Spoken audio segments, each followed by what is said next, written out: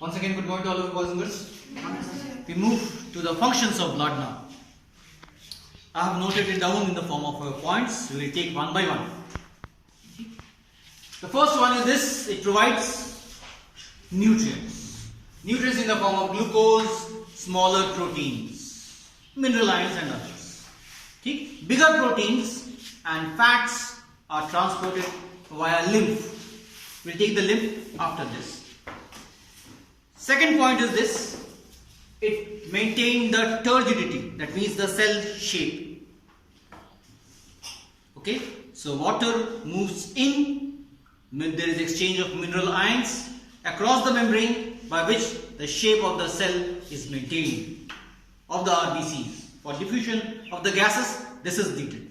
In other words, this maintenance of the turgidity or the cell shape is also called as osmoregulation. Osmo means balance of water and mineral ions. Regulation means control, to keep it in the condition. We move to the third point. It's called as thermoregulation.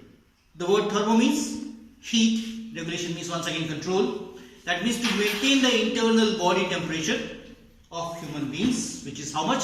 37 degrees Celsius, fine, or 98.6 degree Fahrenheit. So our body temperature is constant due to the presence of the blood. This maintenance of your constant body temperature, which is called as thermoregulation, is also called as homeostasis. Ready? Sure. Now we move to the next. Now the fourth one is exchange of the gases. That means giving off what? CO2 by the cells and taking off your O2 by the cells. Taking off your O2 by your hemoglobin. Ready? Giving out CO2 and all these things. We are calling it as exchange of the gases. Okay? So the provides gaseous transport of O2 and CO2. Fine. It also has the potency or the power to eliminate, to remove what? Waste. So elimination of, I've written here N2 waste means nitrogenous waste. This may be your urea, uric acid, okay, and others. Ammonia maybe is also. But ammonia in case of your aquatic animals. Ready? And surely it flushes out toxins. Finally, we move to the next one. Your transport hormones. Those are special molecules which we are calling it as growth providers. So they are needed for the growth and development.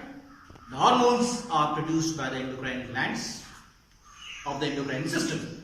They are also provided by whom? Blood. We move to the next as we have done before. So the antibodies, we are also calling them as immunoglobulins. They provide us immunity against pathogen, or we are calling them as also immune response, is also one of your factor or the function which is done by whom? The blood. We move to the next. This control of loss of blood, this loss of blood is controlled by the blood itself due to the presence of your factors, fibrinogen as well as water, thrombocytes. Very good. And finally, maintenance of the fluid pressure inside your blood due to the presence of mineral ions, nutrients and all these. The pressure is maintained constantly. If the pressure falls, there will be other kind of problems which we know as hypotension and hypertension. Okay? So maintenance of your internal constant blood pressure is also one of the factors on which the blood follows. Okay? There are other factors. Sure. So this, let's revise. One is your nutrients, provide nutrients. Second is your to maintain turgidity by the osmoregulation. Maintain your constant body temperature, homeostasis by your thermoregulation. Next is your for gaseous transport, elimination of or removal of the N2 or nitrogenous waste. Then is your provider of hormones. Then it causes your factor to fight against the pathogen is your immunity. Then you have your something called as blood clotting. It's also called as blood coagulation.